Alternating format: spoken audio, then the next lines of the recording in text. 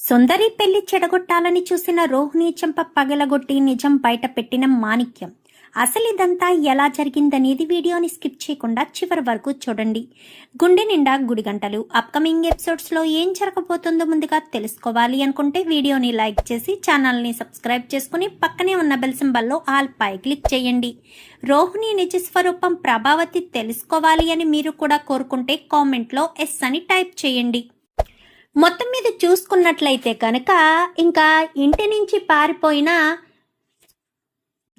సుందరి రాకేష్ ఇద్దరు కూడా ఇంట్లో ఒప్పుకోవడంతో ఎవరిళ్ళకు వాళ్ళు తిరిగి వచ్చేటట్టు బాలు మీనా అయితే చేస్తారు. ఇటు ఈ కుటుంబంలోని మాట్లాడి అటు ఆ కుటుంబంతో కూడా మాట్లాడి మొత్తానికైతే వాళ్ళ పెళ్లి కుదరడానికైతే వీళ్ళు సహాయం చేస్తారు. కానీ ఇక్కడ తెలియని విషయం ఏంటంటే రంగా వాళ్ళకి మాణిక్యం ఎవరో అన్న విషయం తెలీదు.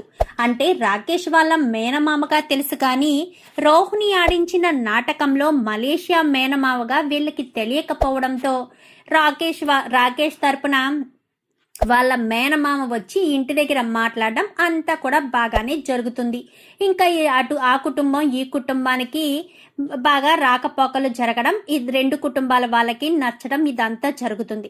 కానీ ఎక్కడ కూడా ప్రభావతి వాళ్ళ కుటుంబం ఇందులో ఇన్వాల్వ్ కాదు. అంటే వాళ్ళు వచ్చే సమయానికి వీళ్ళు కుదరకపోవడం, ఏయో ఆటంకాలు రావడంతో ఇలా జరుగుతుంది. పెళ్లి ముహూర్తం కూడా దగ్గరకు వస్తుంది. అంటే పెళ్లి ముహూర్తాలు కూడా పెట్టేసుకుంటారు. ఇటు బాలు వాళ్ళు రారు, అటు సత్యం వాళ్ళు రారు. ఎవరు రాకుండానే మీరు కానివ్వండిరా, మాకు అర్జెంటు పని ఉండడంతో మేము రాలేకపోయాము అని సత్యం చెప్పడంతో పెళ్లికి మాత్రం మిస్ చేయొద్దు సత్యం అనగాని, అయ్యో సుందరి పెళ్లి దగ్గరుండి మేమే జరిపిస్తాము అని చెప్పి సత్యం అంటాడు. ఇంకా ఇది ఇలా ఉండగా రోహిణి అంటే వీడి సంతోషపడుతున్నాడు కదా, ఈ మధ్యలో ఏమన్నా రోహిణి వాళ్ళ ఇంటికి వెళ్ళాలి అని అడుగుతుందేమోనని అలాంటి ప్రోగ్రాంలు ఏమీ పెట్టొద్దు అని చెప్పడం కోసం, అలాగే అంటే కూతురుగా చూసుకుంటాను అని చెప్పాడు కదా.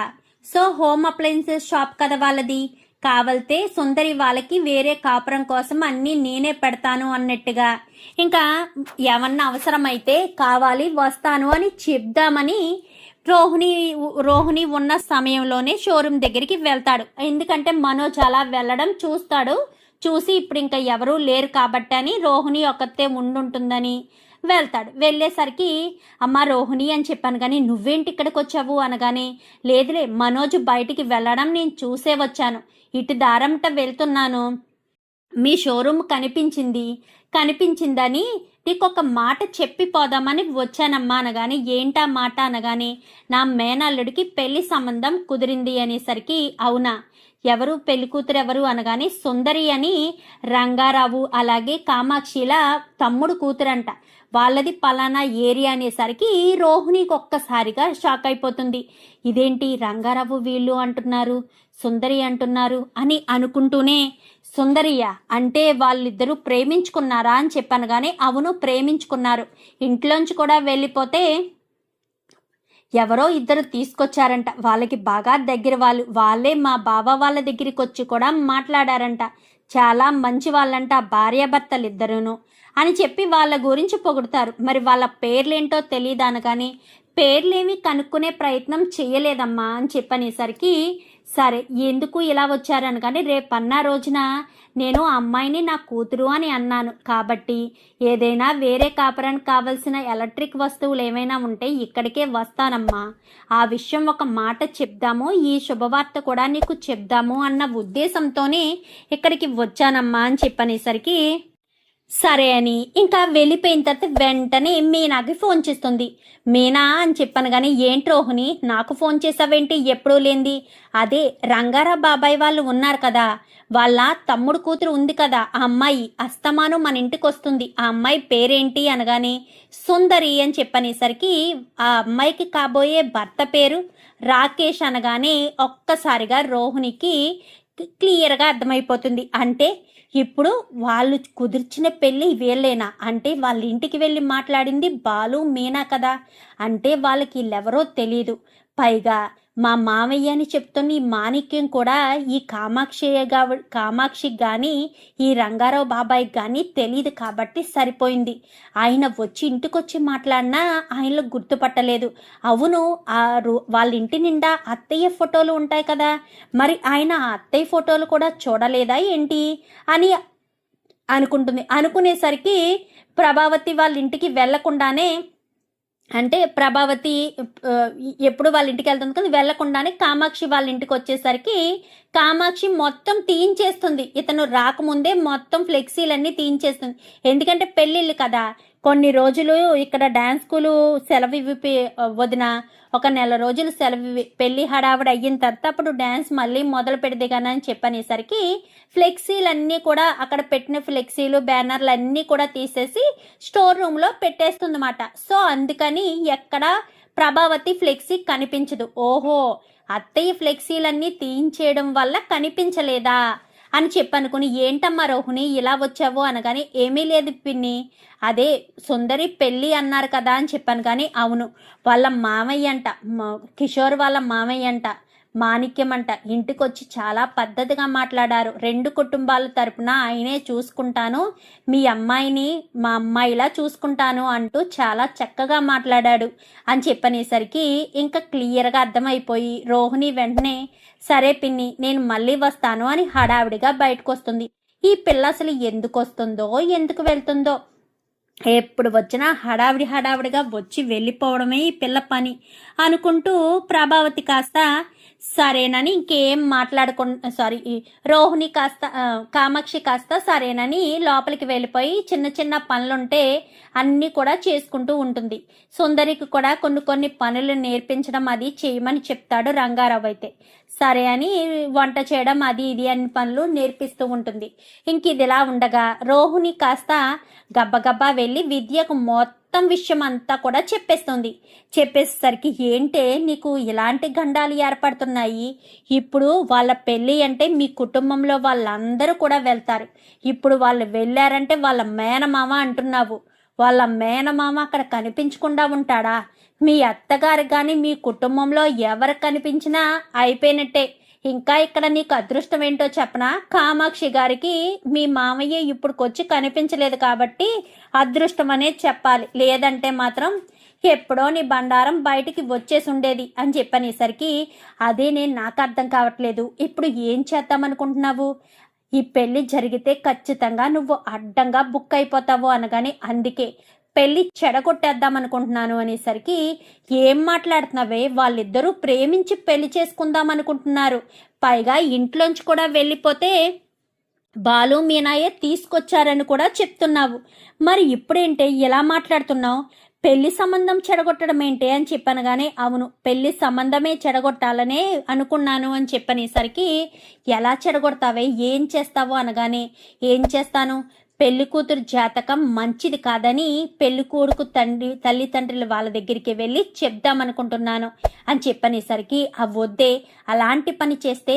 చాలా ఇబ్బందుల్లో పడతావే, వద్దే అని చెప్పి ఎంత చెప్తున్నా కానీ లేదు, ఖచ్చితంగా చెప్పి తీరాలి అని చెప్పి, ఇంకా వాళ్ళ ఇల్లు ఎక్కడో ఏంటో నీకేమన్నా తెలుసా అంటే, నాకు తెలీదు, అడగాలి, అడిగి ఏదో రకంగా వెళ్ళాలి అని చెప్పి, ఇంకా సుందరి దగ్గరికి వచ్చి మాటల సందర్భంలో తన అడ్రస్ ఏంటి అని అన్నీ కూడా సుందరి దగ్గర అడిగి సరాసరి వాళ్ళ ఇంటికి వెళ్తుంది. నమస్కారం అండి అని చెప్పనగానే, ఎవరమ్మా నువ్వు, నేను సుందరి వాళ్ళకి రిలేటివ్ నండి, అది మీకు ఈ విషయం ఎలా చెప్పాలో వాళ్ళకి అర్థం కాలేదు, కానీ నేను మిమ్మల్ని మోసం చేయడం ఇష్టం లేక చెప్దామనుకుంటున్నాను, సుందరి జాతకం అస్సలు మంచిది కాదండి, తన జాతకంలో ఎక్కడా అదృష్టం కలిసి రాలేదు, అది అర్థం చేసుకోండి, ఇప్పుడు మీ అబ్బాయినిచ్చి సుందరికి పెళ్లి చేశారనుకో, మీ అబ్బాయికి ఏదైనా గండం కూడా జరిగే అవకాశం ఉంది, మీకు ఇప్పటి వరకు విషయం చెప్పలేదేమో, సుందరికి ఆల్రెడీ ఇంతకు ముందు ఒక సంబంధం బలవంతంగా చెయ్యాలని చూస్తే ఆ అబ్బాయి చనిపోయాడండి, ఇంకా సుందరిని ఇంకొక అబ్బాయికి ఇచ్చి చేద్దామనుకున్నప్పుడే ఇలా ప్రేమించింది అన్న విషయం తెలిసింది, ఆ గండం మరి మీ అబ్బాయి కూడా ఉంటుందేమో చూసుకోండి అని చెప్పనేసరికి, అదేంటమ్మా అలా మాట్లాడుతున్నావు సుందరికి అని చెప్పను గాని, లేదండి నేను మీ మంచి కోసం చెప్తున్నానని, ఇంకా ఫోను చూస్తూ ఉండగానే ఇంకొక ఆ లోపల నుంచి రాకేష్ వాళ్ళ అమ్మ వచ్చి ఇదంతా విన్న తర్వాత ఎందుకైనా మంచిదని ఫోటో ఒకటి తీస్తుంది. ఎవరిది? రోహిణిదే. అంటే రోహిణికి తెలియకుండానే ఫోన్ చేత్తో పట్టుకుని అలా చేత్తో పట్టుకుని క్లిక్ చేసి ఉంచేస్తుంది. ఉంచేసేసరికి ఇంకా చెప్పేసి వెళ్ళిపోతుంది ఆలోచించకుండాని. వెంటనే వాళ్ళ తమ్ముడికి ఫోన్ చేస్తుంది రాకేష్ వాళ్ళమ్మ.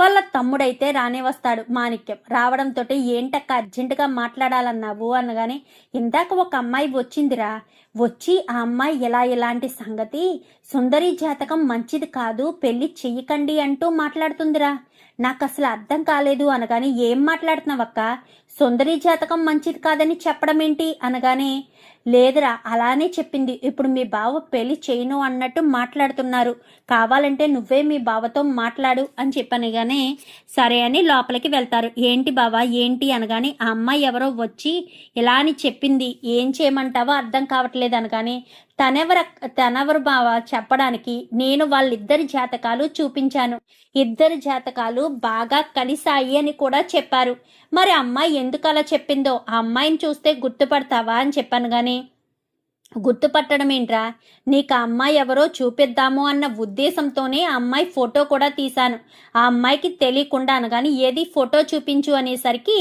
ఫోటోని కాస్త చూపించేసరికి ఆ ఫోటో చూడడంతో ఒక్కసారిగా షాక్ అవుతాడు. రోహిణి కదా, రోహిణి ఇక్కడికి వచ్చి ఎందుకు ఇలా చెప్తుంది అంటే, ఈ పెళ్లి జరిగితే నేను ఆ ఇంట్లో తెలిసిపోతానన్న ఉద్దేశంతోనా, అసలు రోహిణి ఇక్కడికి ఎందుకు వచ్చింది, రోహిణికి రంగారావు గారికి అసలు ఏంటి సంబంధం అని చెప్పి అనుకుంటూనే వెంటనే రంగారావుకి ఫోన్ చేస్తాడు. రంగారావుకి ఫోన్ చేసేసరికి అసలు ఇక్కడికి వచ్చింది ఎవరన్న విషయం తెలుసుకోవడం కోసం, మా ఇంటికి మీరు భార్యాభర్తల్ని పంపించారు కదా, వాళ్ళ పేర్లేంటో చెప్పగలరా, అలా మీనా బాలు అని చెప్పనేసరికి అప్పుడు అర్థమవుతుంది మాణిక్యానికి, ఓహో ఇక్కడికి వచ్చి మాట్లాడింది మీనా బాలునా, మీనా బాలుల వల్లే కదా నా మేనల్లుడు ఇప్పుడు ఈరోజు సంతోషంగా ఉన్నాడు, అయినా రోహిణి స్వార్థం కోసం నా మేనల్లుడి జీవితాన్ని నాశనం చేస్తూ ఉంటే నేను చూస్తూ ఎందుకు ఊరుకోవాలి అని చెప్పి వెంటనే మాణిక్యం కాస్త రోహిణికి ఫోన్ చేస్తాడు. రోహిణికి ఫోన్ చేసేసరికి, ఏంటి ఫోన్ చేసావు అనగానే, నువ్వింత దుర్మార్గురాలవని అస్సలు అనుకోలేదు రోహిణి అని చెప్పనేసరికి, నేనేం చేశాను అనగానే, నువ్వు మా అక్క వాళ్ళ ఇంటికి వచ్చి సుందరి జాతకం బాగోలేదని అబద్ధం చెప్తావా, ఎంత స్వార్థంగా ఆలోచించావు, నీ విషయం ఎక్కడ బట్టబయలు అయిపోతుందని పెళ్లి నువ్వు చెడగొట్టాలనుకున్నావా, నువ్వు మోసం చేస్తున్నావు, వీళ్ళిద్దరూ ప్రేమించుకున్నారు, వీళ్ళ పెళ్లి కనుక జరగలేదనుకో ప్రాణాలు తీసుకుంటారు, నా మేనల్లుడు ప్రాణం పోతూ ఉంటే నేను చూస్తూ ఊరుకుంటానా, అస్సలు ఊరుకోను, నేను ఈ రోజే మీ అత్తగారి ముందు నిజాన్ని బయట పెట్టేస్తాను అనగాని, వద్దు అలాంటి పని మాత్రం చెయ్యొద్దు అనగాని, ఈ రోజు కాకపోతే రేపన్నా రోజున పెళ్ళిళ్ళైనా సరే నన్ను ఎదురుపడతారు, అప్పుడైనా సరే నిజం బయట పెట్టాలి, అప్పుడు వరకు ఎందుకు ఆగాలి, ఆ పెళ్లిలో హడావిడి అవన్నీ ఎందుకు చేయాలి, పెళ్లిలో పెద్ద రాద్ధాంతం అవుతుంది, గొడవ జరుగుతుంది, అలా జరగడం నాకు అస్సలు ఇష్టం లేదు, నా మేనల్లుడు అంటే నాకు చాలా ఇష్టం, నాకు పిల్లలు లేకపోయినా నా మేనల్లుడినే నా సొంత కొడుకులా నేను అనుకున్నాను, అలాంటిది వాడి సంతోషాన్ని దూరం చేసే పని ఏదీ నేను చెయ్యను, ఇప్పుడే నేను మీ ఇంటికి వచ్చి నిజాన్ని చెప్పేస్తాను అని చెప్పి ఫోన్ కట్ చేసేస్తాడు. కట్ చేసేసరికి మాణిక్యం అంటూ గట్టిగా పిలుస్తుంది. ఏమైందే అనగానే, మాణిక్యం కొంప ముంచేటట్టు ఉన్నాడే, నా గురించి మొత్తం మా అత్తయ్యకి చెప్పేస్తాడంట అనగానే, నేను చెప్పానా వాళ్ళిద్దరూ ప్రేమించుకున్నారు, వద్దే ఏదొక పరిష్కారం ఆలోచిద్దు గాని అని చెప్తే విన్నావు కాదు, ఇప్పుడు చూడు ఎంత చిక్కొచ్చు పడిందో, ఖచ్చితంగా చెప్పేస్తాడు, వాళ్ళని కాదని నీ గురించి ఫేవర్ చేయడానికి ఆయన నీ బంధువా రిలేటివా చెయ్యడు, ఖచ్చితంగా చెప్పేస్తాడు అని చెప్పి, అయితే నేను ఇప్పుడు అర్జెంటుగా ఇంటికి వెళ్ళాలి అని గబ్బగబ్బా ఇంటికి బయలుదేరుతుంది. ఇక్కడ బాలు మీనా ఇద్దరు కూడా సుందరికి చీర తీద్దాము అంటే పెళ్లి కూతురిని చేయడానికి చీర తీద్దాము అన్న ఉద్దేశంతో బట్టల షాప్కి వెళ్తారు. వెళ్ళేసరికి మాణిక్యం ఫోన్ చేస్తాడు. బాలు అని చెప్పాను కానీ, ఎవరు మీరు అని చెప్పాను కానీ, నేను మాణిక్యాన్ని అనేసరికి, మేకమామ నువ్వా, ఏంటి నాకు ఫోన్ చేసావు అనగానే అర్జెంటుగా ఏ పనిలో ఉన్నా సరే ఆ పనిని అక్కడ ఆపేసి నువ్వు మీనా ఇంటికి రావాలి. మీ ఇంటికి రండి, నేను ఇప్పుడే ఇంటికి బయలుదేరి వస్తున్నాను. ఎన్ని రోజులుగా నీకు వచ్చిన అనుమానాలన్నీ కూడా ఈరోజు పటాపంచలైపోతాయి బాలు అని చెప్పనేసరికి, ఏంటి మేకమామ ఏమంటున్నావు అనగానే, నువ్వు ఇంటికి రా బాలు, నీకే అర్థమవుతుంది అని చెప్పనగానే సరే అని ఇంకా వెంటనే బయలుదేరి ఇంటికి వస్తారు ఇద్దరు కూడా. ఇంకా అలా ఇంటికి వచ్చేసరికి రోహిణి కూడా హడావిడిగా ఇంటికి వస్తుంది. ఏంటి రోహిణి, ఈ టైంలో పార్లర్లో కానీ షోరూంలో కానీ ఉండాలి కదా, నువ్వేంటి ఈ టైంలో ఇంటికి వచ్చావు అనగానే, అది అది అత్తయ్య అత్తయ్య ఎవరైనా వచ్చారు అత్తయ్య అనగానే, ఎవరు రావడం ఏంటి, నువ్వే వచ్చావు అనేసరికి ఈలోపు బాలు మీనాల వాళ్ళ కారు కూడా వస్తుంది. కారు కూడా వచ్చేసరికి, పార్లలమ్మ మీ మేనమామ ఫోన్ చేశాడు, ఇక్కడికి వస్తున్నాడంట, ఏదో ఇంపార్టెంట్ విషయం చెప్పాలంట, ఆస్తి విషయమే అయ్యుంటుందిరా అని చెప్పనగానే, నువ్వంత ఆశపడకు ప్రభావతమ్మ, ఎక్కడేదో కొంప ముంచే పని జరుగుతుంది, ఖచ్చితంగా ఏయో నిజాలు బయటకొస్తాయి అని చెప్పి చాలా ఆవేశంగా మాట్లాడాడు. వస్తున్నాను బాబు, ఇప్పుడే బయలుదేరాను అని చెప్పాడు అనగానే, ఇప్పుడే బయలుదేరడం ఏంట్రా, ఆయన ఆల్రెడీ ఇక్కడే ఉన్నారేమో అందుకే వస్తున్నారేమో అని చెప్పి మీనా అంటుంది. సరే సరే అంటూ ఉండగానే ఈలోపు గేటు చప్పుడు వినబడుతుంది. గేటు చప్పుడు వినబడేసరికి గేటు తీసుకుని లోపలికి వస్తాడు. లోపలికి వచ్చేసరికి రా మేకమామ అని చెప్పాను కానీ, నమస్కారం అండి అనేసరికి, నమస్కారం బావగారు అని చెప్పి మాట్లాడడంతో, ఏంటి అందరూ నా గురించి ఎదురు చూస్తున్నట్టున్నారు, ఇప్పుడే బాలు చెప్తున్నాడు మీరు బాలుకి ఫోన్ చేసి ఇంటికి వస్తున్నాను అని చెప్పారంట కదా, రోహిణి కూడా ఇంటికి ఇప్పుడే వచ్చింది, రోహిణికి కూడా ఫోన్ చేసి చెప్పారేంటి, మీకు నేను ఒక ఇంపార్టెంట్ విషయం చెప్పాలి మావయ్య, మనం పైకి వెళ్ళి మాట్లాడుకుందామా అనగానే, పైకి వెళ్ళి మాట్లాడడం ఏంటి, నేను ఇక్కడే మాట్లాడతాను, పైకి వెళ్ళి మాట్లాడేది లేదు, ఎక్కడికి వెళ్ళి మాట్లాడేలేదు, నేను ఇక్కడే ఈరోజే ఇక్కడే తెగిపోవాలి, నువ్వింత దుర్మార్గురాలువని ఇంత దారుణంగా ఆలోచిస్తావని అస్సలు అనుకోలేదు.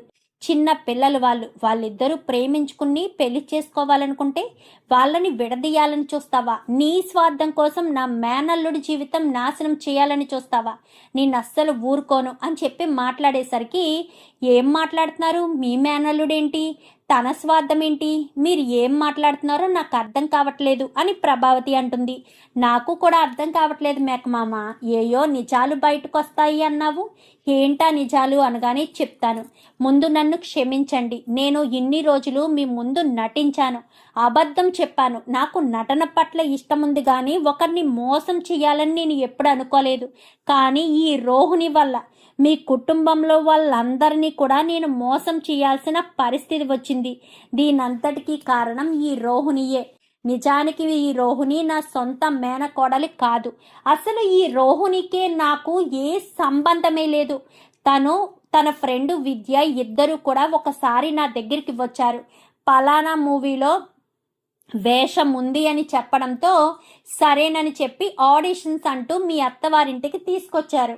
అక్కడికి వచ్చిన తర్వాత నాకు అప్పుడు అర్థం కాలేదు, కెమెరాలేవి అవేంటి ఇవేంటి అని అడిగానే కానీ ఏదొకటి చెప్పి మేనేజ్ చేసింది, కానీ ఆ తర్వాత నాకు అర్థమైంది మీ అంతా ఒక కుటుంబం అని, మీరందరినీ కూడా రోహిణి మోసం చేస్తుందని, కానీ ఒక ఆడపిల్ల జీవితం నాశనం చెయ్యకూడదని, నేను అబద్ధం చెప్పడం వల్ల నాకు పోయేది ఏముంది, అబద్ధం చెప్తున్నాననే బాధ, కానీ ఒక ఆడపిల్ల జీవితం నిలబడుతుంది, కాపురం చక్కగా చేసుకుంటుంది అన్న ఒకే ఒక్క కారణం చేత నేను ఇన్ని రోజులు ఓపిక పట్టున్నాను, కానీ ఈరోజు రోహిణి చేసిన పనికి నేను మామూలుగా కాదు చాలా కోపంతోనే ఇక్కడికి వచ్చాను. నా మేనల్లుడు ఆ సుందరి ఇద్దరు ప్రేమించుకున్నారు, ఆ రాకేష్ ఎవరో కాదు మా మేనల్లుడే, నువ్వు వచ్చి మాట్లాడావు కదా బాలు మీనా మీ ఇద్దరు, అది మా అక్క బావ అని చెప్పనేసరికి ఇప్పుడు నాకు అంతా అర్థమైంది, ఇంకా అర్థం కాలేదు, పూర్తిగా చెప్తాను.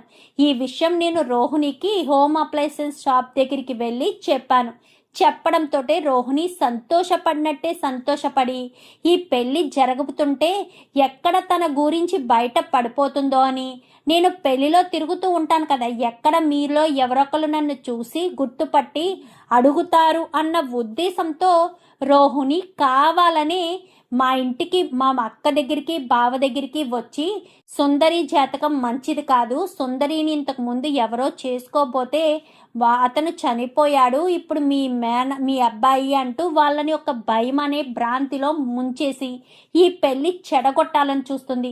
ఎంత స్వార్థంగా ఆలోచించింది. నేను ఈ అమ్మాయి కాపురం బాగుండాలని అబద్ధం చెప్పనని మా నాన్నకు మాటిచ్చినా ఒక ఆడపిల్ల జీవితం చక్కబడుతుంది అన్న ఉద్దేశంతో అబద్ధం చెప్పాను. కానీ ఈ రోహిణి చేసిన పని నా మేనల్లుడి జీవితాన్ని నాశనం చేయడానికి చూసింది. నా మేనల్లుడు ప్రేమించిన సుందరిని తన నుంచి శాశ్వతంగా దూరం చెయ్యాలని చూసింది. ఎంత స్వార్థంగా ఆలోచించే దాని గురించి నేనెందుకు ఆలోచించాలి? నాకేం అవసరం ఆలోచించవలసిన అవసరం? అందుకోసమనే రోహిణి గురించి మీకు నిజాలు చెప్పడం కోసం వచ్చాను. నేను రోహిణి వాళ్ళ మామయ్యనే కాదు, మొన్న మీ దగ్గరికి తీసుకొచ్చిన అస్థికులు కూడా బూడిద అంతే, ఎవరి అస్థికులు కాదు. వాళ్ళ నాన్న ఎవరో నాకు తెలీదు, వాళ్ళ నాన్న ఎలా ఉంటాడో నాకు తెలీదు, వాళ్ళ నాన్నతో నేను మాట్లాడింది కూడా లేదు. కేవలం మా నాన్న మేనమామ అంటూ ఇవి మాత్రమే నాకు చెప్పింది. మా నాన్న చనిపోయాడు అని మీరు వచ్చి చెప్తే చాలు, అంతకు మించి నాకు ప్రాబ్లం ఉండదు అని చెప్పింది. పోలీస్ వాళ్ళ అక్కడ అన్ని ఆస్తులు అన్నీ కూడా మాట్లాడి గండం లేకుండా చూడమని, ఆస్తి కోర్టులో ఉందమని, మొత్తం ప్రతి ఒక్కటి ఈచ్ అండ్ ఎవ్రీవన్ చెప్పింది రోహిణియే. రోహిణి చెప్పినట్టే నేను చేశాను తప్ప నేను వేరే ఉద్దేశంతో చేయలేదు, నాకు వేరే ఉద్దేశము కూడా లేదు. నేను రోహిణి దగ్గర నుంచి ఒక్క రూపాయి కూడా తీసుకున్నది కూడా లేదు, నాకు అవసరం లేదు కూడా. ఒకరిని మోసం చేసి నేను సంపాదించాలని ఏ రోజు అనుకోలేదు. ఇప్పటికీ నిజం చెప్పకపోతును, కానీ నా మేనల్లుడి జీవితం నాశనం చేయాలని చూసింది. ఎన్నోసార్లు తనకు నేను హెల్ప్ చేశాను. అలా హెల్ప్ చేసినా కానీ తను నా మేనల్లుడి జీవితాన్ని నాశనం చేయడానికి చూసేసరికి బాధను తట్టుకోలేకపోయాను. అందుకే నిజం చెప్పేశాను మీకు. మీ ఇష్టం, నేనైతే నిజాన్ని చెప్పాను. బాలు, మీనా, మిమ్మల్ని చేతులు పట్టుకుని అడుగుతున్నాను, ఎట్టి పరిస్థితుల్లో సుందరికి కిషోర్కి పెళ్ళి మాత్రం ఆపొద్దు. రాకేష్కి పెళ్ళి మాత్రం ఆపొద్దు దయచేసి. ఎందుకంటే వాళ్ళిద్దరూ ప్రేమించి పెళ్లి చేసుకున్నారు. వాళ్ళ విషయంలో మాత్రం ఎట్టి పరిస్థితుల్లో కూడా ఏమీ కాకుండా చూసుకోవాల్సిన బాధ్యత మీదే. వాళ్ళ పెళ్ళి మీ కేసులకే అప్పగిస్తున్నాను. మీరే సుందరిది నా మేనల్లుడి పెళ్ళి జరిపిస్తారని ఎంతో ఆశతో అడుగుతున్నాను అని చెప్పి ఇంకా అక్కడి నుంచి కాస్త మాణిక్యం ఇంకా చంప మీద కొట్టి, ఇదే చివరిసారి వార్నింగ్ ఇస్తున్నాను, ఇంకొకసారి ఇలాంటి ప్రయత్నాలు చేసినా పెళ్ళి చెడగొట్టినా ఊరుకోను అంటూ అక్కడి నుంచి వెళ్ళిపోతాడు. వెళ్ళిపోయేసరికి ప్రభావతి ఇంకా అలా చూస్తూ ఉంటుంది. ఎన్ని మోసాలు చేశావు, ఎన్ని దారుణాలు చేశావు. మామయ్య అన్నావు, మలేషియా అన్నావు, అదన్నావు, ఇదన్నావు, అన్నీ అబద్ధమే. అతను మాకు ప్రతిసారి కలుస్తున్నప్పుడు కూడా మేము నిన్ను అనుమానించలేదు. అప్పుడు కూడా నువ్వు ఏదో ఒకటి సాకులు చెప్పుకుంటూ అది చెప్పి ఇది చెప్పి మమ్మల్ని నమ్మించి మోసం చేశావు. నువ్వు మమ్మల్ని ఎంత మోసం చేస్తావని కలలో కూడా అనుకోలేదు అని చెప్పి ఇంకా రోహిణి కాస్త ప్రభావతి ప్రతిమాలుతూ ఉంటుంది. కానీ ప్రభావతి మాత్రం రోహిణి విషయంలో ఎలాంటి నిర్ణయం తీసుకోవాలో అర్థం కాక ఇంకా తను చాలా కోపంగా ఉంటుంది. కోపంగా ఉండేసరికి, ప్లీజ్ అత్తయ్య, ఇదంతా నేను కావాలని చెప్పలేదు అత్తయ్య అని చెప్పాను, కానీ ఇవన్నీ నేను నమ్మను. మీ నాన్న చనిపోయాడు అని చెప్తున్నావు కదా, అసలు మీ నాన్న మలేషియాలో ఉన్నాడా? అసలు నీకు నాన్న ఉన్నాడా? నాన్న ఉన్నాడని ఇన్ని రోజులు అబద్ధం చెప్పావా? నన్ను మోసం చేశావా అని చెప్పి ఇంకా మాట్లాడడంతో ఏం మాట్లాడాలో ఏం చెప్పాలో అర్థం కాక ఇంకా రోహిణి చాలా కోపంగా అయితే ఉంటుంది. ఇంకా ప్రభావతి మాత్రం చాలా కోపంగా ఉంటుంది. రోహిణి ప్రభావతిని బ్రతిమాలి ఏదో రకంగా మేనేజ్ చేయాలి అనుకుంటుంది, కానీ ఎన్నిసార్లు ఎన్ని రకాలుగా ప్రయత్నించినా కానీ రోహిణి మాట మాత్రం ప్రభావతి వినిపించుకోదు. చూద్దాం మరి రాబోయే ఎపిసోడ్స్లో ఇలాగే జరగాలని మీరు కూడా కోరుకుంటే వీడియో నచ్చితే లైక్ చేసి ఛానల్ని సబ్స్క్రైబ్ చేసుకొని పక్కనే ఉన్న బెల్ సింబల్లో ఆల్ పై క్లిక్ చేయండి. Thank you for watching.